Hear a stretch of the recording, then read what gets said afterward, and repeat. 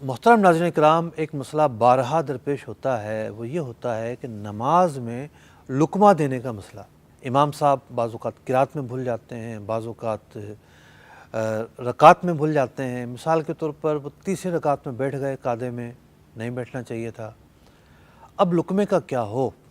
دیکھیے، لقمہ دینے کے دو اصول ہیں، اور پہلے میں یہ عرض کرتا چلوں کہ تقریباً 2007 سے میرا ایک رسالہ ہے جو مکتبۃ المدینہ سے شائع ہو رہا ہے، دعوت اسلامی کی ویب سائٹ پر بھی موجود ہے، نماز میں لقمے کے احکام۔ اس میں بڑی تفصیل کے ساتھ کچھ پوائنٹس بیان کیے گئے ہیں کہ اصول کیا ہیں اس کے، 19 یا 20 اصول بیان کیے گئے ہیں اس میں، اور اس کے بعد کچھ ضروری سوالات کے جوابات دیے گئے ہیں۔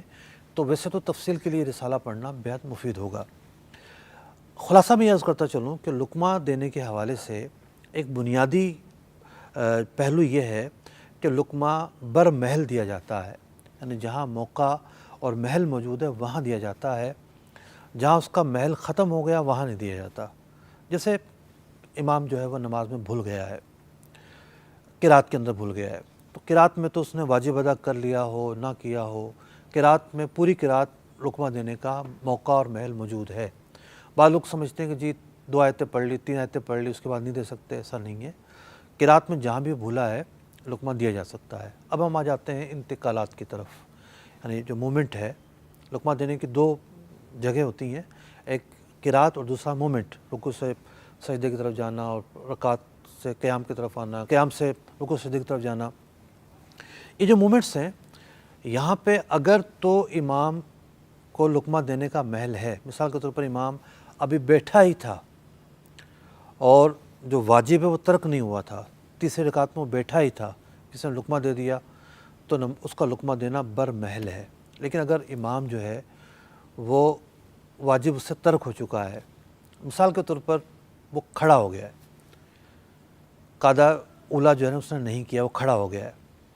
اب کھڑا ہو گیا تو واجب تو ترک ہو گیا اس کا، اب اس کو لقمہ نہیں دیا جا سکتا۔ اب جب لقمہ دینے کا محل نہیں رہا اور کسی نے لقمہ دیا، تو چونکہ لقمہ دینا ایک تلقین ہے، اور تلقین ایک طرح کی تعلیم ہے، اور تعلیم کی اجازت دی گئی ہے محض ضرورت کے تحت، کہ امام سے ایک واجب چھوٹ رہا تھا تو آپ نے لقمہ دے دیا، فرض چھوٹ رہا تھا آپ نے لقمہ دے دیا۔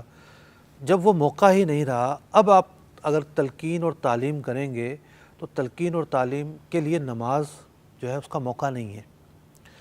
تو یہ تلقین اور تعلیم ضرورت کے وقت تو جائز ہے، جب ضرورت نہیں پائی گئی تو یہ مفسد نماز ٹھہرتی ہے۔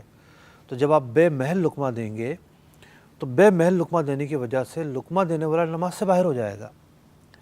جب لقمہ دینے والا نماز سے باہر ہو گیا، اس کی نماز ٹوٹ گئی، اور امام ایسے شخص سے لقمہ لے جو نماز میں نہیں ہے، تو امام کی بھی نماز ٹوٹ جاتی ہے۔